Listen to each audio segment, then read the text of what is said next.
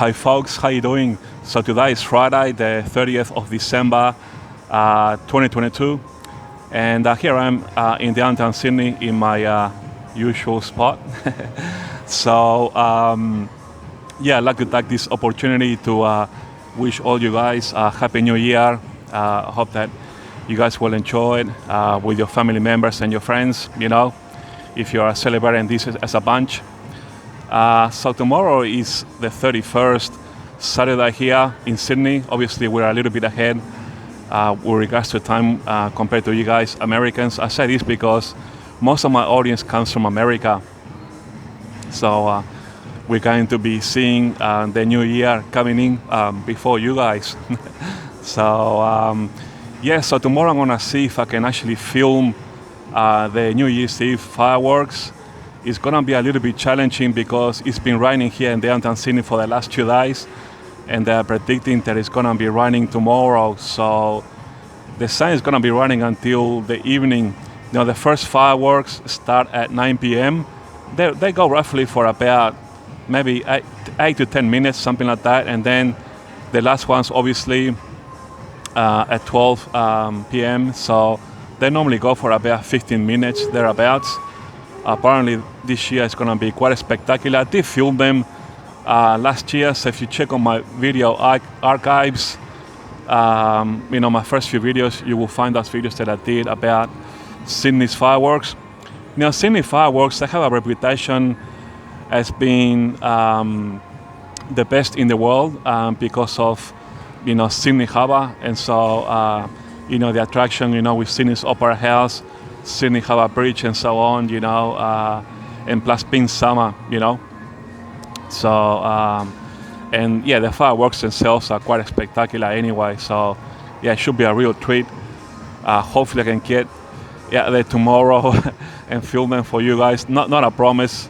The sun is gonna be raining, so we'll see how it pans out. But nonetheless, downtown Sydney is chock-a-block full of tourists, you know, doing shopping and, you know, enjoying the city and things like that. So yeah, I do apologize for the background noise. You know, you guys know that I'm in a shopping center here. Okay, so I got some good news, folks. Well, maybe let's start with the bad news.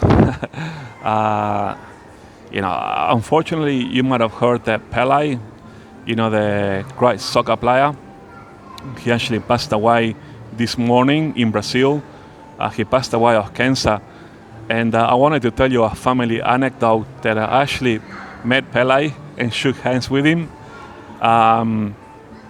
You know, Pele has written many books, and I remember once in one of his books, my father and I, we came to this shopping center, and if you bought a book from him, he was signing your book, you know, and you were able to take photos with him and things like that. So I managed to buy a copy of one of his books, took photos with him, and I brought with me a t-shirt of Santos. He used to play for Santos in Brazil early in his career, and I got that signed as well.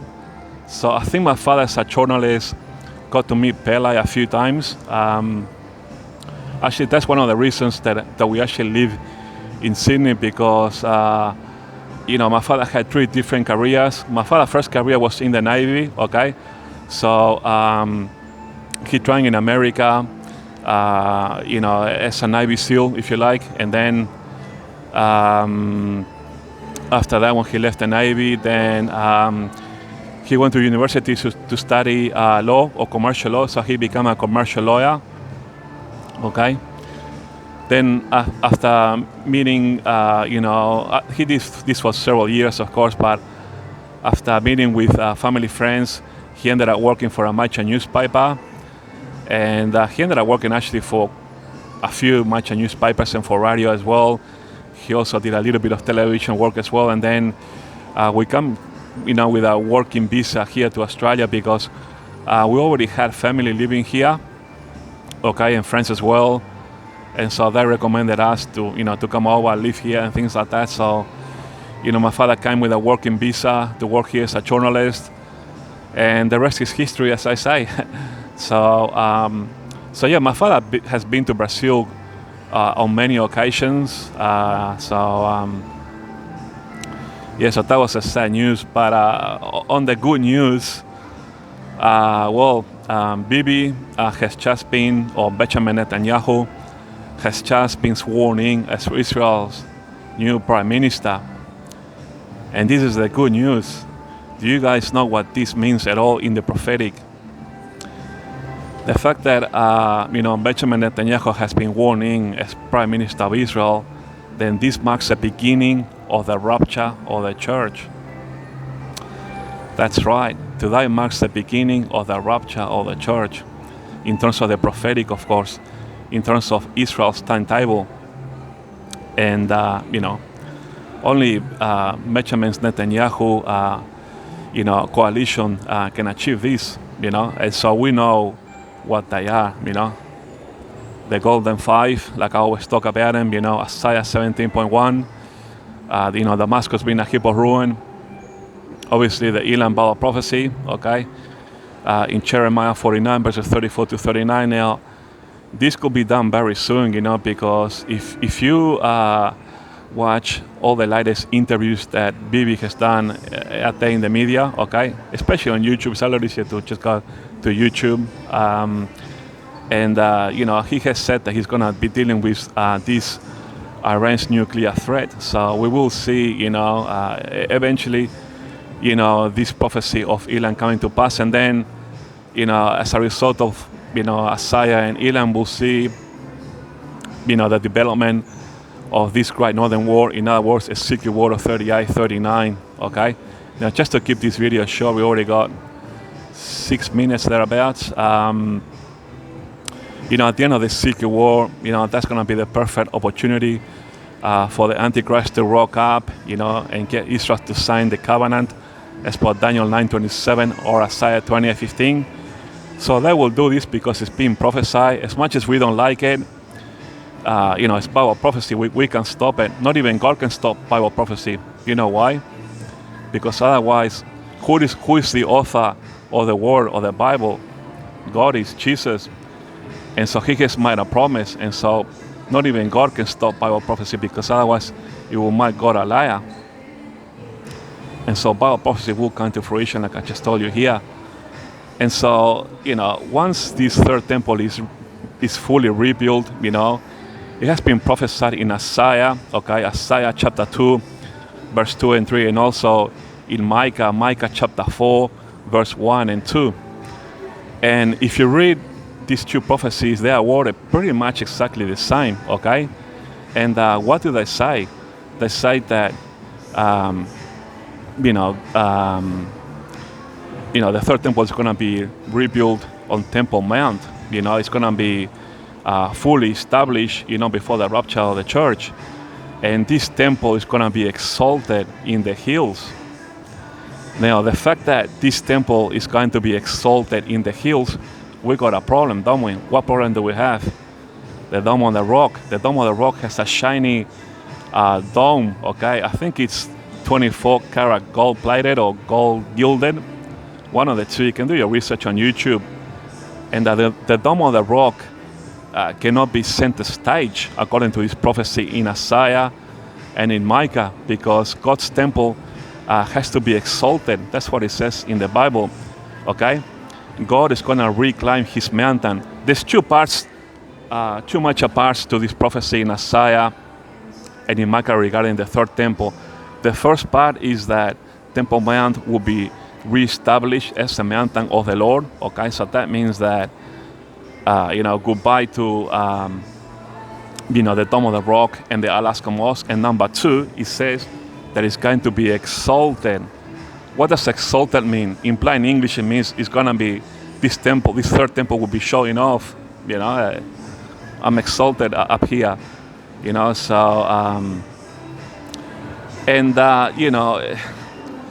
I think that what's going to happen is that once this third temple is fully rebuilt, it has to be inaugurated, right?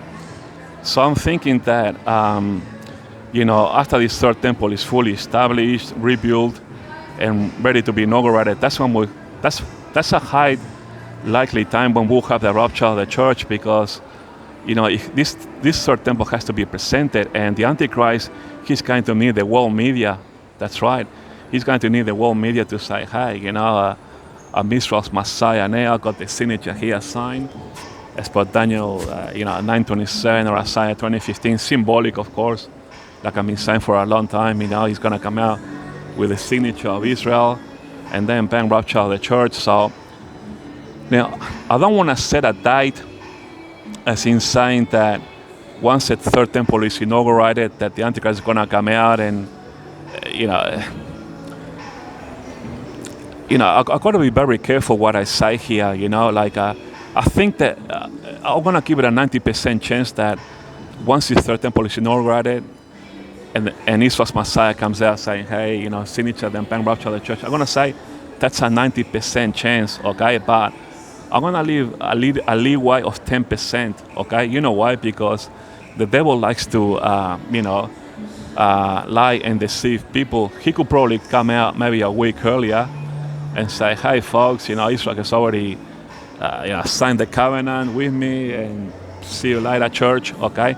And we will actually have the rapture of the church before the inauguration, and then once they are in the trib, the temple can be inaugurated during Jacob's trouble and for the tribbers. So we've got to leave a little bit of leeway, but I think that after, when Israel inaugurates the third temple, the Antichrist is going to need a perfect opportunity, or the world media, to say, hey, well, I got the signature here, then bang, rapture of the church. Now, I don't want to set a date, but in my view only, I think there is a 90% chance that that's when the rapture of the church will happen. Okay, so this will trigger the prophecy in Paul in 2 Thessalonians chapter 2, verse 3, that the men of sin, obviously we got the apostasy already, but the men of sin is be revealed. It says it's going to be revealed. Key words say be revealed. In other words, I'm thinking that, when Israel inaugurates the third temple, he will be revealed as the Messiah. He'll come out confirming the covenant. Daniel 9:27, Isaiah 20:15, then bang, rapture of the church. So these are the golden five, and we will see them come to pass, because the Bible clearly teaches that these are later days end time Bible prophecies. What do you think we're still here for? There's a lot of Christians out there saying on YouTube, they're saying that the rapture of the church is imminent and it can happen at any moment. No. Why do you think we're still here? We're still here because these end time Bible prophecies have not been fulfilled. Otherwise, what is the point of us being here? I mean, look what has just happened to the world as a result of this COVID-19. Look at it. We had just like Paul. Okay, Paul told Timothy in 2 Timothy chapter 3 that we're going to be living in perilous time. Okay, so this COVID-19 has caused perilous time. Okay, as a result of the COVID-19, millions of people around the world died, including my favorite auntie. She was a sister of my mother. Okay. Look at the world economy as a result of that. Look how many people lost their jobs, lost their dreams, their aspirations. Some people had really good income. A lot of people lost businesses.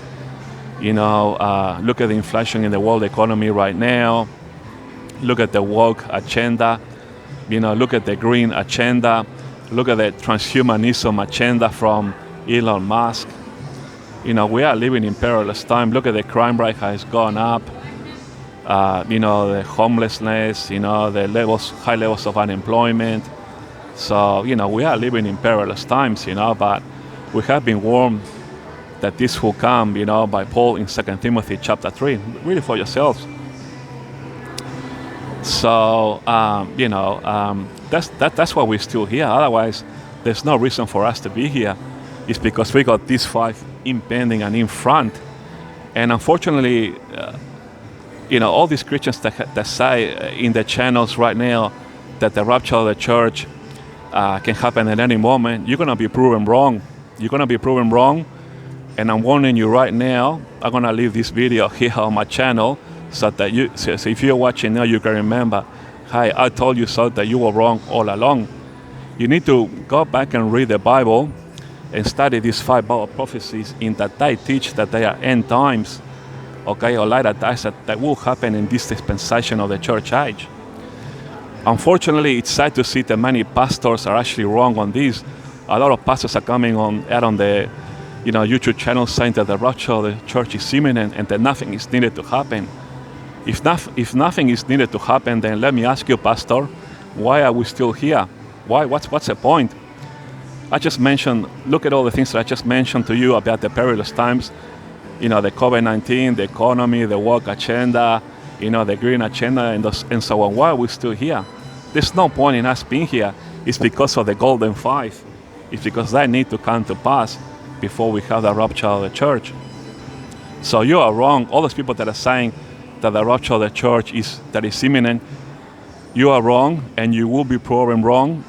And you better start teaching your flocks, if you're a pastor, the 5 now, because when these prophecies begin to come to pass very soon, now that Bibi had just been sworn in as Prime Minister of Israel, some of your flocks will say to you, hey, we just saw Isaiah 17, Elam, Ezequiel, and how come you haven't taught these to us as end-time Bible prophecies?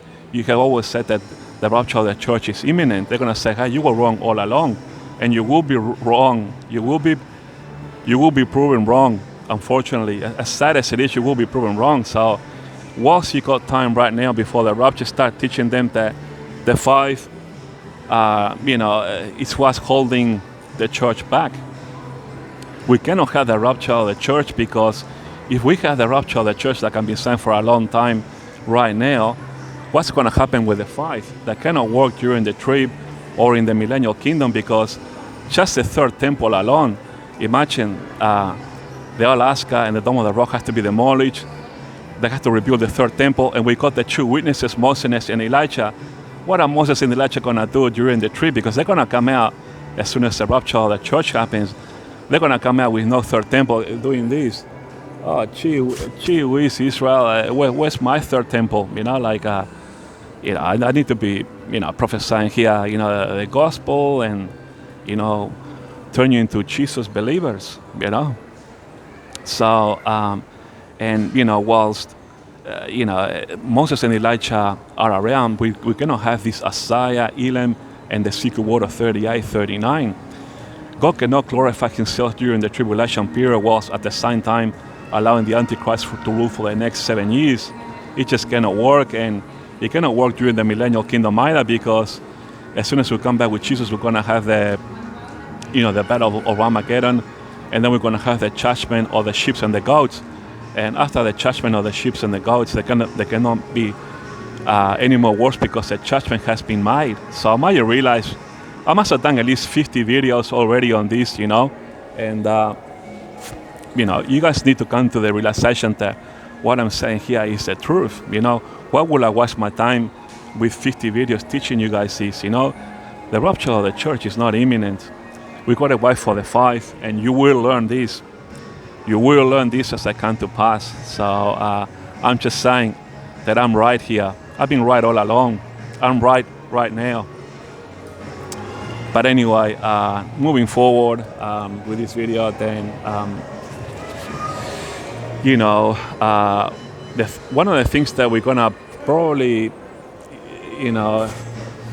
is gonna be sort of like an inconvenience is the high cost of gas. Okay, now as we see Isaiah, the Elam Bible prophecy in the Ezequiel war, the cost of petroleum or gas is gonna go up. Okay, because we got war in the Middle East, so expect high gas prices. As a result of this. This is going to be one of the byproducts of these end-time Bible prophecies, and as a result of gas going up, also this is going to cause more inflation, and the cost of goods and services are going to go up, right? Now, I don't think that we're going to have the Great Reset during the church age. Okay, I don't think it's enough time. I just don't think that we got the time to have the Great Reset, because the Great Reset will require the introduction of a new digital currency, and in order to introduce a new digital currency, it can take up to 10 years. Look at the euro when it was introduced. It took 10 years, because you're going from cash system or a cashless system into a digital. And so you need to get all governments in the world on board on this, major corporations. There's got to be a transition period for educating people on this as well. So it's going to take time. Look, this can only happen during the tribulation period. As, only in the trib when there's actually a lot less people. God is going to send a spirit in that they're going to be believing what this Antichrist is going to be saying out there, so that they might be damned for not believing the truth during the church age.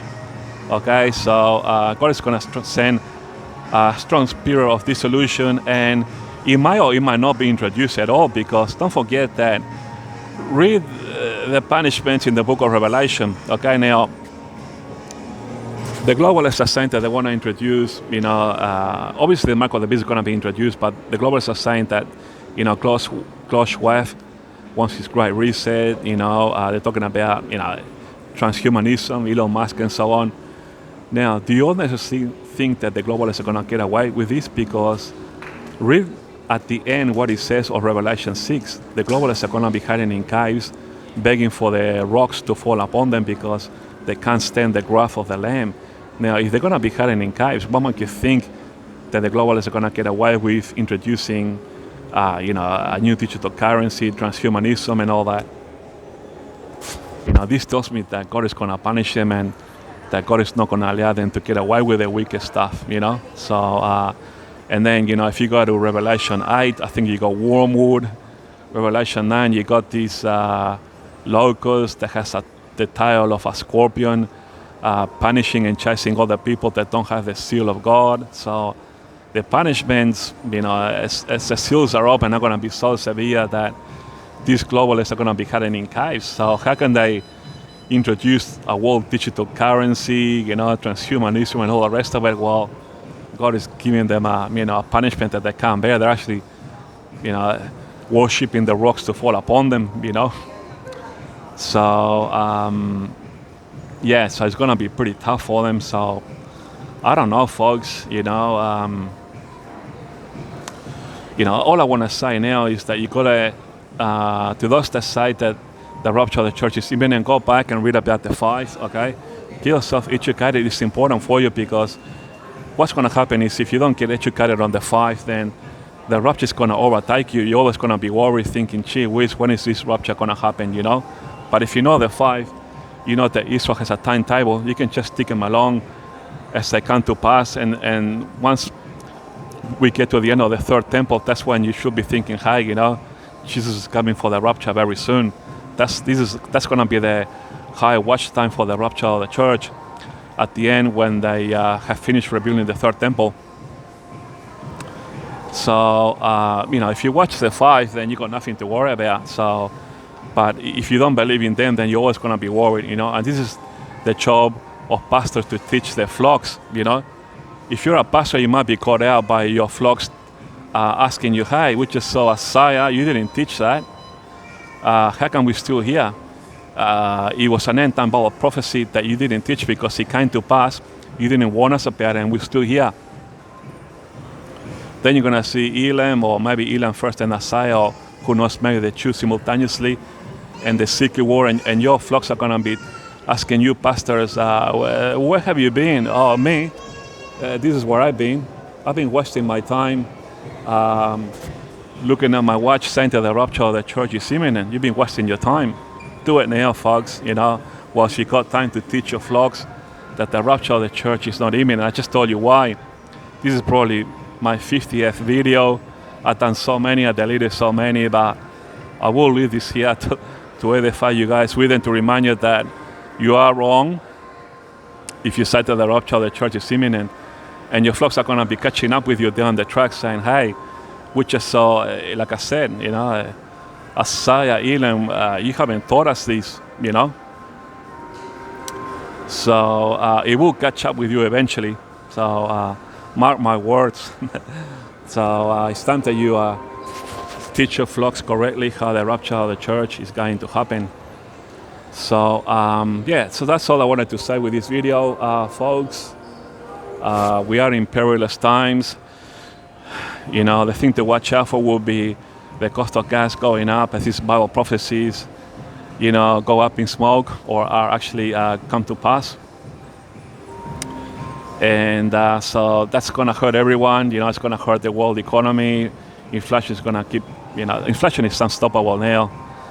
So it's going to be a bit of a nuisance on the pocket. So that's how it is, but just note that we haven't got long now. The fact that Bibi now is Prime Minister of Israel, then this marks the beginning of the rapture of the church. That's right, folks. So believe in the gospel. So what do you have to do to get saved? Well, to get saved and to go out of the rapture, you got to believe in the gospel, which you will find in the first book of Corinthians, chapter 15, verses 1 to 4, that Jesus died on the cross, and that he shed his blood, and that he was buried, and rose again on the third day, according to the scriptures.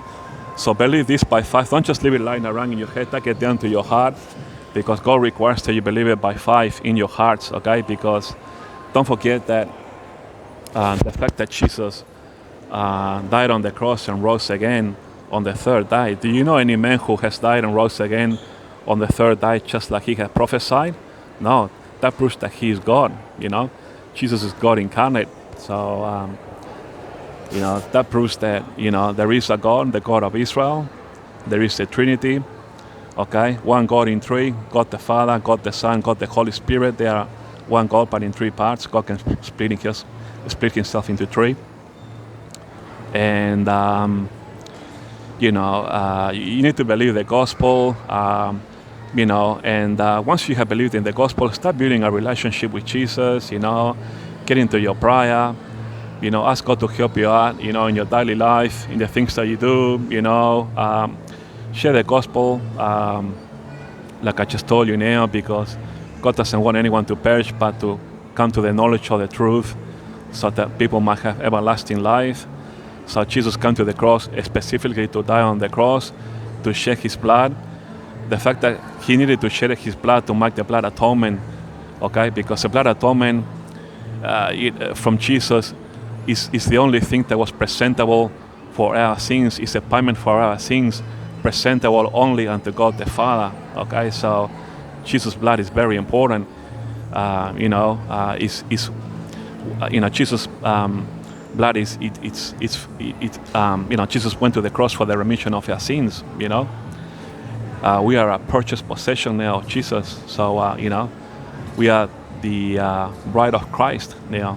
So believe in the gospel. Build a relationship with Jesus, and you want to make sure that you go out of the rapture of the church. All right, folks. Thanks for watching. And Happy New Year to all you guys. And I'll be doing more videos there on the track. Right now I'm on vacation now. I'm doing university now is on holiday period right now, okay, for the next 2 months. So we start in March. So that's what I'm doing between now and the rapture of the church. So okay, that's it, folks. Thanks for watching. I'll talk to you guys later.